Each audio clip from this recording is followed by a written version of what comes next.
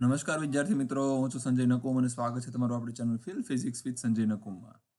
Last લેક્ચરમાં આપણે બધી શ્રેણીઓની તરંગ લંબાઈ માટેના સૂત્રો વિશે વાત કરેલી, બરાબર? હવે આપણે આજે જોવાના છીએ અને રધરફોર્ડનું મોડલ પણ આપણે એના પરથી થોડું ઘણું આપણને ખબર પડેલી, બરાબર? હવે આપણે આજે જોવાના છીએ નેક્સ્ટ થિયરી, જે છે હાઇડ્રોજન પરમાણુનું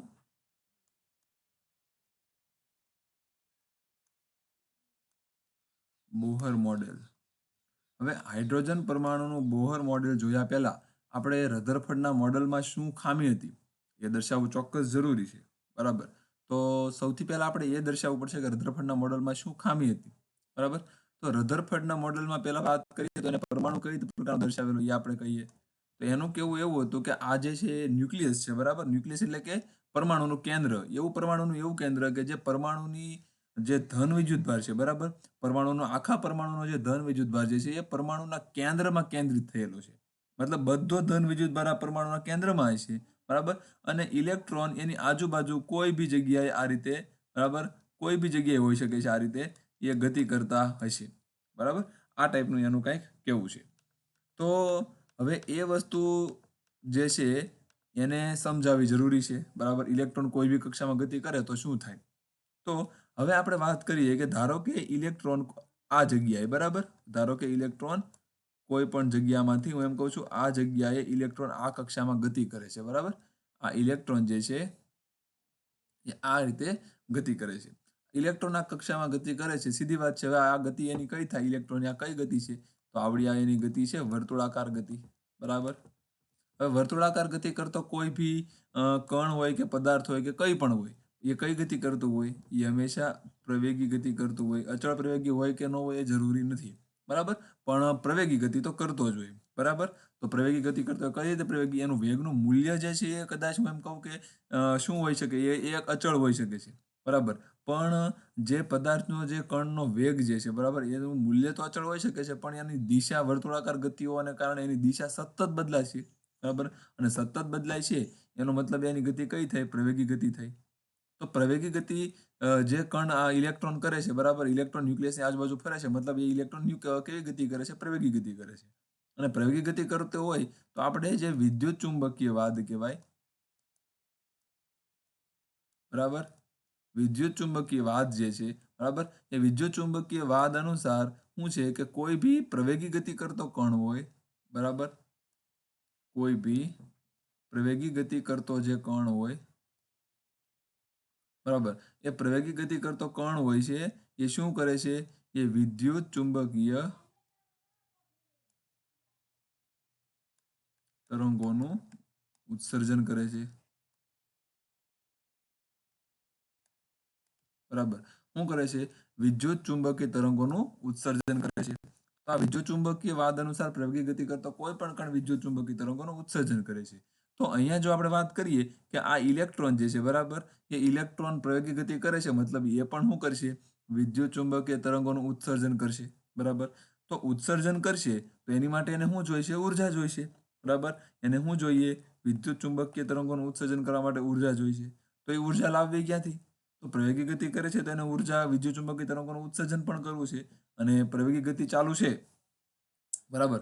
એના કારણે શું કરશે? એ ઉર્જાનું ઉત્સર્જન કરે છે. તો હવે એ ઉર્જા લાવવી ક્યાંથી? તો ઇલેક્ટ્રોન, હવે સીધી વાત છે, ઇલેક્ટ્રોન જે છે એ શું કરશે? એ ધીમે ધીમે અંદર જાય છે. કેમ અંદર જાય? કારણ કે જેમ જેમ એની એ ન્યુક્લિયસની નજીક જાય એમ એની ઉર્જા વધે, બરાબર? તો ન્યુક્લિયસની જેમ જેમ નજીક જાય એમ એની ઉર્જા વધતી જાય. તો ઉર્જા વધતી જાય તો જે વધારાની ઉર્જા જે છે એને શું કરીએ કે વિદ્યુત ચુંબકીય તરંગના ફોર્મમાં, બરાબર? એ વિદ્યુત ચુંબકીય તરંગના સ્વરૂપમાં શું કરીએ કે એનું ઉત્સર્જન કરે. તો એવી રીતે જો એ પોતાની કક્ષા છોડી અને ધીરે ધીરે આ રીતે ન્યુક્લિયસની નજીક આવવા મળે, બરાબર? તો એક સમય એવો આવે કે શું થઈ જાય? એ ન્યુક્લિયસમાં સમાઈ જાય, બરાબર? ન્યુક્લિયસની અંદર જતો રહે અને ઇલેક્ટ્રોન ન્યુક્લિયસની અંદર જતો રહે, બરાબર? તો શું થાય? પરમાણુ જે છે એનો શું થઈ જાય? નાશ થઈ જાય, બરાબર? શું થાય? પરમાણુ જે છે એનો નાશ થઈ જાય. તો આવું કઈ રીતે પોસિબલ હોઈ શકે? કે કારણ કે આપણે જે રીતે આપણે જોઈએ છીએ, બરાબર? જે રીતે આપણે બધું સૃષ્ટિ જોઈએ છીએ, બરાબર? એમાં જેમ આપણને દેખાય છે એ શું છે? તો કે પરમાણુ જે છે, બરાબર? બધા પરમાણુઓ જે પણ આપણે દેખે બધા પરમાણુ એકદમ કમ્પ્લીટ જ છે, બરાબર જ છે, બરાબર? પરમાણુ નાશ થતો નથી. મતલબ એવો છે કે ઇલેક્ટ્રોન જે છે બરાબર? એ ઇલેક્ટ્રોન આ રીતે ગતિ કરીને અંદર નો જ જતો હોય. બરાબર? મતલબ રધરફર્ડના મોડેલમાં આવડી એક ખામી આવી ગઈ. બરાબર? કે શું છે? આ એક ખામી છે કે આવું કંઈક નહીં હોય પણ એને દેખાડ્યું છે. બરાબર? પછી વાત કરીએ બીજી કે આપણને શું મળે છે? તો આપણને અમુક પર્ટિક્યુલર અમુક તરંગ લંબાઈ જે છે બરાબર? એનો શું મળે છે આપણને? વર્ણપટ મળે છે. ઉત્સર્જન વર્ણપટ અને શોષણ વર્ણપટ. બરાબર. તો આ ઉત્સર્જન વર્ણપટ અને શોષણ વર્ણપટ જે આપણને મળે છે, એ વર્ણપટને પણ સમજાવવો પડે. તો જો ઇલેક્ટ્રોન આ રીતે હકીકતમાં જતો પણ રહેતો હોય, બરાબર, તો એ આપણને કેવો વર્ણપટ આપશે? સતત વર્ણપટ આપશે. એની અંદર તરંગ લંબાઈ કેવી છે? સતત તરંગ લંબાઈ. સ્ટાર્ટિંગથી કરી અને ધીમે ધીમે અંદર જતો જાય. એમ એની ઉર્જા વધતી જાય. બરાબર. જેમ એકદમ છેલ્લે એની સૌથી વધારે ઉર્જાવાળું તરંગનું ઉત્સર્જન કરે, ઉર્જાવાળું. બરાબર. તો આ રીતે એને આપણને કયો વર્ણપટ મળે? સતત વર્ણપટ મળે. પણ જે હકીકતમાં આપણને મળે છે એ વર્ણપટ કેવો છે? એ વર્ણપટમાં તો અમુક જ તરંગ લંબાઈ છે. પર્ટિક્યુલર અમુક તરંગ લંબાઈનો જ વર્ણપટ અને વળી પાછો દરેક વાયુ અને એની માટે પાછો અલગ અલગ. બરાબર. તો એવો આપણને વર્ણપટ મળે છે. તો ઇન શોર્ટ તમે ટૂંકમાં કહી શકો કે ભાઈ આ મોડલ જે છે બરાબર, એ મોડલ આ જે અમુક અમુક વસ્તુ જે છે બરાબર એ સમજાવી શકતો નથી. આ વસ્તુ ક્લિયર છે. બરાબર. અમુક વસ્તુ જે છે એ સમજાવી શકતો નથી. કોણ નથી સમજાવી શકતું? આવડું આ પરમાણુ હાઇડ્રોજન પરમાણુ રધરફોર્ડ મોડેલ. ઘણો ખરો કન્સેપ્ટ એને ક્લિયર કરી નાખ્યો છે કે ભાઈ 99.99% જગ્યા ખાલી હોય છે. બધો વિદ્યુત ભાર એના કેન્દ્રમાં કેન્દ્રિત થયેલો હોય છે પરમાણુના. આ બધી વસ્તુ એને બહુ સારી રીતે સમજાવી. પણ ઇલેક્ટ્રોનને ક્યાં ગતિ કરવી જોઈએ બરાબર એના ન્યુક્લિયસની આજુબાજુ એ સમજાવી શક્યો નથી. બરાબર છે? ઓકે. તો હવે જોઈએ કે બોહર શું કહે છે? તો હવે જોઈએ બોહર મોડેલ કે બોહર શું કહે છે? તો બોહરે આપણને ખબર છે કે એને 3 શું આપેલી પૂર્વધારણા તમે કહી શકો. બરાબર? અથવા તો તમે એના 3 એની સ્વીકૃતિ કહી શકો. બરાબર. કે એની 3 સ્વીકૃતિ હતી. 3 સ્વીકૃતિ હતી બરાબર. એ 3 માંથી કઈ સ્વીકૃતિ શું કહે છે? એ વસ્તુ તમને યાદ હોવી જોઈએ. બરાબર. પહેલી સ્વીકૃતિ તમને યાદ હશે. પહેલી સ્વીકૃતિ આપણને એવું કહે છે કે જેમ આપણે પ્રોબ્લેમ હતી રધરફર્ડના મોડેલમાં કે ભાઈ ઇલેક્ટ્રોન ગમે કક્ષામાં ઇલેક્ટ્રોન ગમે ત્યાં ગતિ કરતો હશે. બરાબર. સૂર્યમંડળની જેમ ઇલેક્ટ્રોન ધન વિદ્યુતભારની આજુબાજુ ગમે ત્યાં ગતિ કરતો હશે. તો એવું હોતું નથી. ઇલેક્ટ્રોન અમુક જ એવી કક્ષા જે હોય બરાબર, અમુક જ કક્ષા કે જે કક્ષાને એને નામ આપ્યું સ્થાયી કક્ષા. બરાબર. તો અમુક જ એવી કક્ષા હોય કે જ્યાં સ્થાયી કક્ષા કહેવાય. ત્યાં જ ઇલેક્ટ્રોન ગતિ કરી શકે. બરાબર. કે જ્યાં શું કરીએ કે જ્યાં એ જે વિદ્યુત ચુંબકીય તરંગો જે ઉત્સર્જન કરતો હતો. બરાબર. વિદ્યુત ચુંબકીય તરંગોનું જે એ ઉત્સર્જન કરતો હતો. બરાબર. એ ઉત્સર્જન કરશે નહીં. એટલે અમુક કક્ષા એવી છે કે જ્યાં એ ઉત્સર્જન કરશે નહીં. આવી કક્ષાને શું કીધી આને? સ્થાયી કક્ષા કીધી. બરાબર. આ એની પહેલી સ્વીકૃતિ કહે છે. હવે બીજી સ્વીકૃતિમાં એવું કહે છે કે એ સ્થાયી કક્ષા કેવી કોને? બરાબર. એ સ્થાયી કક્ષા જે કહીએ છીએ આપણે એ સ્થાયી કક્ષા કોને કહેવી? તો એ કક્ષા કોને કહેવાય? તો એનું કહેવું એમ છે કે ઇલેક્ટ્રોન જે છે બરાબર એ ઇલેક્ટ્રોન એવી જ કક્ષામાં ગતિ કરશે. બરાબર. કેમાં? ઇલેક્ટ્રોન જે છે એ એવી જ કક્ષામાં ગતિ કરશે જે કક્ષામાં એ ઇલેક્ટ્રોનનું કોણીય વેગમાન છે એ h/2π ના પૂર્ણ ગુણાંકમાં હોય. બરાબર. એટલે આપણે h/2π ના પૂર્ણ ગુણાંક એટલે આપણે nh/2π કહી શકીએ. અને જ્યાં n બરાબર શું લખાય? 1 2 3 4 આ રીતે. બરાબર. તો કોણીય વેગમાન શું હોય? nh/2π હોય. બરાબર. એટલે કે એવી જ કક્ષામાં ઇલેક્ટ્રોન ગતિ કરી શકે જ્યાં એનું ઇલેક્ટ્રોનનું કોણીય વેગમાન છે. બરાબર. એ કેટલું હોય? h/2π ના પૂર્ણ ગુણાંકમાં હાલતું હોય. બીજે ક્યાંય ઇલેક્ટ્રોન રહી શકે નહીં. પછી વાત કરીએ ત્રીજી સ્વીકૃતિની. ત્રીજી સ્વીકૃતિમાં એણે શું કીધું? તો કે જો આપણે આ જે કક્ષાઓની વાત કરી એ કક્ષાઓમાં ઇલેક્ટ્રોન જ્યારે ઉપરની કક્ષામાંથી મતલબ કે ઉત્તેજિત અવસ્થા કહેવાય. બરાબર. કે જે વધારે ઉર્જાવાળી કક્ષા હોય. બરાબર. ધારો કે વધારે ઉર્જાવાળી કક્ષા જે છે એની ઉર્જા છે EI. અને એમાંથી ઇલેક્ટ્રોન સંક્રાંતિ કરી અને જો નીચેની કક્ષામાં આવતો હોય. બરાબર. કોઈ બી જેને હું કહું EF. બરાબર. કે જે કક્ષાની ઉર્જા કેટલી છે? EF. તો કોઈ ઊંચી ઉર્જાવાળી કક્ષામાંથી જો એ નીચી ઉર્જાવાળી કક્ષામાં જો એ આવતો હોય. બરાબર. અને તો જો એ આવે ત્યારે જે ફોટોનનું ઉત્સર્જન કરશે ફોટોનની ઉર્જા hν જે છે એ કેટલી છે? તો કે જે તે બંને કક્ષા જે છે બરાબર એ બંને કક્ષાની ઉર્જાના શું છે? બાદબાકી જેટલી છે. મતલબ એ બંને કક્ષાની જે ઉર્જાનો તફાવત છે એ ઉર્જાના તફાવત વાળું વિકિરણ એ છોડશે. બરાબર. તો આ વસ્તુ એને ક્લિયરલી આપણને કીધી. આ 3 સ્વીકૃતિ લીધી. આ 3 સ્વીકૃતિ લઈ, બરાબર? અને એણે શું કર્યું? આ વસ્તુ એને સમજાવી, બરાબર? 3 સ્વીકૃતિ લઈ અને હવે એણે આ જે આપણે પરમાણુનું મોડેલ જોયું, બરાબર? એ પરમાણુ મોડેલને હવે કંઈક આવી રીતે આપણને સમજાવે છે, બરાબર? તો એને કીધું આ ન્યુક્લિયસ છે, બરાબર? અને આપણે વાત કરીએ કે ઇલેક્ટ્રોન ધારો કે આ કક્ષાની અંદર શું કરે છે? ગતિ કરે છે, બરાબર? આ છે ઇલેક્ટ્રોન અને આ છે Ze. ધારો કે આપણે ખાલી એક ઇલેક્ટ્રોન આ જે વાળા પરમાણુ છે એની વાત કરીએ છીએ, બરાબર? ખાલી હાઇડ્રોજનની વાત નથી કરતા, જનરલ વાત કરીએ એટલે આપણે જનરલ સૂત્ર તારવી શકીએ.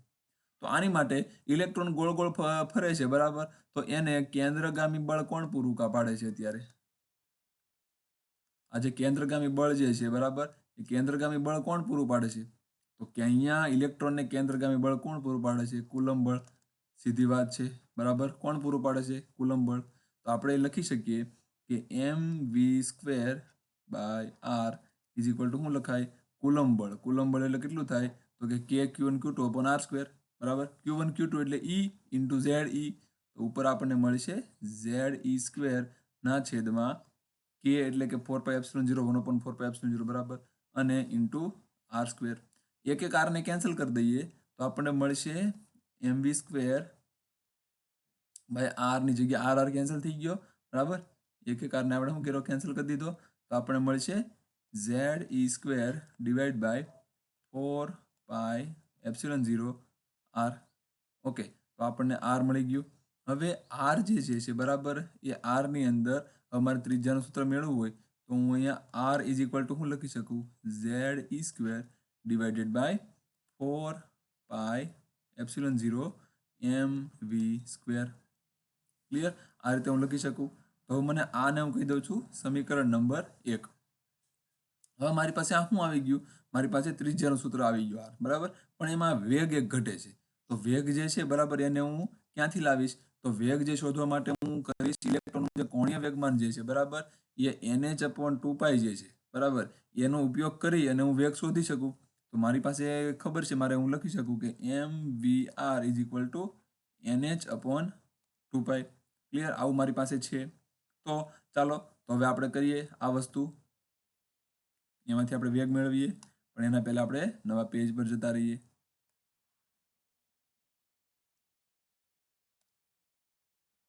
ઓકે, ચાલો તો આપણી પાસે આ આવી ગયું mvr equal to nh/2π. Okay, તો હવે તમે લખી શકો v ઇઝ ઇક્વલ ટુ શું લખાય? nh/2πmr. ઓકે, પણ મારે તો વેગનો વર્ગ જોઈએ છે, બરાબર? તો હું કરું? બંને બાજુ સ્ક્વેર કરતા બંને બાજુ વર્ગ કરતા બંને બાજુ વર્ગ કરો તો શું મળશે તમને? તો તમને આવું કંઈક મળશે. v² is equal two n² h² upon 4π² m² r², બરાબર? હવે આ જે વેલ્યુ છે, બરાબર, આ જે વેલ્યુ છે એ વેલ્યુને આપણે મૂકીએ આ સૂત્ર સમીકરણ 1 ની અંદર. તો લખીએ આપણે v² ની કિંમત સમીકરણ 1 માં મૂકતા. ચાલો, તો આપણી પાસે સૂત્ર છે r is equal to Ze² divided by 4πε0 mv², બરાબર? તો m નો m અને v² નું ફોર્મ્યુલા લખવું પડશે. તો v² નું ફોર્મ્યુલા કંઈક આ રીતે લખી શકાય. v² આપણને છે, પણ છેદમાં છે v² એટલે શું આવશે? છેદમાં n² h² અને ઉપર આવશે 4π² m² r², બરાબર? આ રીતે કંઈક આવશે. ક્લિયર છે? કારણ કે v નું મેં અલગ લખેલું છે. તો હવે આપણને r બરાબર શું મળે? તો r બરાબર આપણે લખી શકીએ પહેલા તો કે જો અહીંયા એક m અને એક m કેન્સલ, બરાબર? બીજું કાંઈ? બીજું તમારે જે જોઈ શકીએ આપણે એ તો પહેલા જોઈએ કે એક તો જો અહીંયા r, આ તો જોયું નથી આપણે. r એક તો કેન્સલ થઈ ગયો. બીજું કાંઈ? 4π કેન્સલ, બરાબર? પછી n² h² છે ને બસ, બીજું કાંઈ હવે છે નહીં. તો હવે આપણે શું લખી શકીએ? એક r કેન્સલ થઈ ગયો એટલે આ બાજુ તમે જુઓ તો આ બાજુ કાંઈ છે નહીં, એટલે તમે અહીંયા કંઈ લખી શકો નહીં. તો ત્યાં શું લખાય? આપણે 1 ઇક્વલ ટુ પેલા વધ્યું નહીં લખી દઈએ. તો ઝેડ ઈ સ્ક્વેર બરાબર પાઈ વધ્યો એક ઉપર, તો પાઈ એક એમ વધ્યો અને એક વધ્યો આર ના છેદમાં શું વધ્યું? N square h square epsilon 0. હવે આર જે છે બરાબર એને અહીંયા રાખીએ અને બાકી બધું ઓલી બાજુ લઈ જઈએ તો આપણને શું મળશે? તો આપણને મળશે r equal to n square h square epsilon 0 upon Z pi m e square. તો આ આપણને ત્રિજ્યાનું સૂત્ર મળી ગયું. આપણને ત્રિજ્યાનું સૂત્ર મળી ગયું બરાબર છે, જેને આપણે કહી દઈએ સમીકરણ નંબર 2. ક્લિયર છે? તો ત્રિજ્યાનું સમીકરણ આપણને મળી ગયું. હવે જો આપણે યાદ કરીએ, આપણી પાસે સૂત્ર હતું કુલ ઉર્જાનું બરાબર. આપણી પાસે કુલ ઉર્જાનું સૂત્ર છે, તો આપણે ઇલેક્ટ્રોનની ત્રિજ્યાનું સૂત્ર તો મળી ગયું છે. હવે આપણે ઇલેક્ટ્રોનની કુલ ઉર્જા પણ શોધી લઈએ.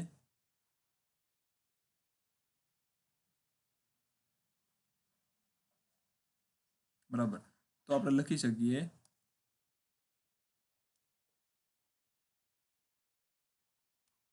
ઇલેક્ટ્રોનની કુલ ઉર્જા આપણે આગળના સૂત્રમાં મેળવેલી શું હતી? E is equal to minus E square ના છેદમાં, જો આપણે ઝેડ વાળાની વાત કરતા હોય તો આપણે અહીંયા ઝેડ ઈ ઇન્ટુ ઈ એટલે ઝેડ ઈ સ્ક્વેર લખવું પડે, ડિવાઇડેડ બાય 4 પાઈ એપ્સિલોન 0 નહોતું, શું હતું? 8 હતું. એટલે આપણે લખવું પડે 8 પાઈ એપ્સિલોન 0 ઇન્ટુ આર. બરાબર, આવું કંઈક સૂત્ર આપણે પાસે હતું. તો આ સૂત્રની અંદર આપણે આર ની જે આપણને કિંમત મળી છે બરાબર, એ આર ની કિંમત આપણે મૂકીએ. આપણે લખી શકીએ E is equal to minus Z e square divided by 8 pi epsilon 0 into r ની કિંમત જો આપણે મૂકીએ બરાબર, તો આપણને આર છેદમાં છે બરાબર, એટલે આ રીતે લખવું પડે n square h square epsilon 0 z pi m e square. Okay, ચાલો તો હવે જોઈએ તો શું કેન્સલ થાય એમ છે. તો કેન્સલ કરવા માટે સૌથી પહેલા આપણે જોઈએ તો આપણને મળી છે એક તો પાઈ, આ પાઈ પાઈ કેન્સલ, બસ બીજું કંઈ જ નથી કેન્સલ થવા માટે. તો આપણે ઈ બરાબર શું લખી શકીએ? માઇનસ ઝેડ સ્ક્વેર બરાબર, પછી એમ, પછી ઈ રેસ ટુ 4 અને નીચે મળશે આપણને 8 n square h square epsilon 0. Clear છે? તો આપણને આ શું મળ્યું? ઉર્જાનું સૂત્ર મળ્યું, જનરલ સૂત્ર મળ્યું કે જે આપણે બધા માટે વાપરી શકીએ છીએ. ક્લિયર છે? તો આપણને સમીકરણ નંબર આને કહી દઈએ 3. તો આ સૂત્ર શું છે? જનરલ બધા માટે સૂત્ર વાપરી શકીએ બરાબર. પણ જો આપણે વાત કરતા હોઈએ હાઇડ્રોજનની બરાબર, જો આપણે વાત કરતા હોઈએ હાઇડ્રોજન માટે તો લખી શકાય હાઇડ્રોજન માટે શું લખાય? તો એ હાઇડ્રોજન માટે તમારા માટે ZA1 છે અને N પણ શું છે? 1 બરાબર, એક જ કક્ષા હોય એટલે એની માટે તમે શું લખી શકો? સૂત્ર E ઇઝ ઇક્વલ ટુ જ્યારે તમે Z બરાબર 1 મૂકો, N બરાબર 1 મૂકો, M અચળ છે, E અચળ છે, 8 અને H બરાબર બધું અચળ છે બરાબર, તો આપણને સૂત્ર શું મળશે? E ની પ્રથમ કક્ષાની બરાબર, આપણને તો ઉર્જા મળશે. આપણે પ્રથમ કક્ષાની હાઇડ્રોજનની વાત કરીએ પણ આપણે જનરલ વાત કરીએ હાઇડ્રોજનની બધી કક્ષા માટે, તો આપણે N ની કિંમત શું કરી નથી મૂકતા બરાબર. એની કિંમત ના મૂકીએ તો આપણને શું મળશે? માઇનસ બધી કિંમત મૂકી દઈશું એટલે આપણે સૂત્ર મળશે -13.6 ના છેદમાં n સ્ક્વેર EV બરાબર. તો આ જે સૂત્ર જે છે એ કોના માટે છે? આ હાઇડ્રોજન પરમાણુ માટે છે બરાબર. અને જો તમે એવી રીતે એક ઇલેક્ટ્રોન પરમાણુ માટે વાત કરતા હો બરાબર, એક ઇલેક્ટ્રોન પરમાણુ માટે ઉર્જાની વાત કરતા હો, એક ઇલેક્ટ્રોન પરમાણુ માટે વાત કરતા હો બરાબર, તો એની માટે તમે એવું લખી શકો. તો તમારે શું કરવું પડે? ઝેડ ની કિંમત નથી મૂકતા અને એન ની પણ ન મૂકીએ. જો બાકીનું બધું જે છે એની કિંમત મૂકી દઈએ તો આપણને ઉર્જાનું સૂત્ર કંઈક આવું મળે. E ઇઝ ઇક્વલ ટુ મળશે E ઇઝ ઇક્વલ ટુ -13.6 ના છેદમાં n સ્ક્વેર બરાબર, અથવા તો આ રીતે લખાય -13.6 into Z square divided by n square EV. તો આ સૂત્ર જે છે બરાબર, એ સૂત્રનો ઉપયોગ કરી અને તમે ઝેડ ની કોઈ પણ ઝેડ માટે શું કરી શકો?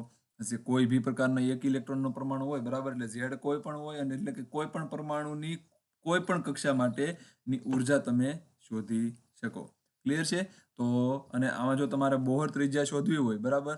તો આ જે સમીકરણ છે, આ સમીકરણમાં જો તમે n = 1 મૂકો, બરાબર? તો જે તમને સૂત્ર મળશે, બરાબર? એને આપણે R0 કહીએ તો એને આપણે કહીએ છીએ બોહર ત્રિજ્યા કહીએ છીએ. બરાબર? શું કહીએ છીએ? બોહર ત્રિજ્યા કહીએ છીએ. તો એમાં એક યાદ રાખી લેવાનું, જેને આપણે R0 થી સંબોધીએ છીએ. બરાબર? તો આ જે થિયરી જે છે એમાં તમને બધા સૂત્ર તારવી દીધા છે. ઓકે. તો બધા સૂત્ર તારવી દીધા છે તો તમારે એને કમ્પ્લીટલી યાદ રાખવાનું છે અને કમ્પ્લીટલી એને બધા સૂત્રો તમને તારવતા આવડવા જોઈએ. R અને E હજી આગળ પણ બીજા ઘણા સૂત્રો છે, એ પણ આપણે તારવીને જોઈશું. બરાબર છે? તો આ વસ્તુ જે છે ક્લિયરલી યાદ રાખવાની છે અને મગજમાં બેસાડી દેવાની છે. જ્યારે પણ આપણે મળીશું ત્યારે હું તમને ચોક્કસ ને ચોક્કસ આ સૂત્ર સાબિત કરવાનું કહીશ. ઓકે, તો એ વસ્તુ ક્લિયર મગજમાં નાખી દેજો. અને હવે આપણે લેક્ચર અહીંયા જ આપણે ખતમ કરીએ, બરાબર? અને આ વસ્તુ જે મેં તમને જે અત્યારે કરાવેલું છે, તમે સૂત્ર જે છે, બરાબર? એ સૂત્ર યાદ રાખવાના છે ડાયરેક્ટ. આર અને ઈ ના બધા, બરાબર? અને સાબિત કરતા પણ આપણને આવડવું જોઈએ, જેથી જ્યારે આપણને કંઈ આપણી પાસે કદાચ ક્યારેક વાત કરીએ કે સૂત્ર કદાચ ભૂલાઈ જાય, બરાબર? તો ત્યારે તમે ફટાફટ સાબિત કરી અને એનો યુઝ કરી શકો. ક્લિયર છે? તો ચાલો મળીશું હવે નેક્સ્ટ લેક્ચરમાં, બરાબર? અને 2 દિવસ પછી તો સ્કૂલ ખુલવાની જ છે, તો ત્યારે તો મળવાના જ છીએ. ઓકે, ચાલો તો મળીએ નેક્સ્ટ લેક્ચરમાં. ધન્યવાદ. જય હિન્દ.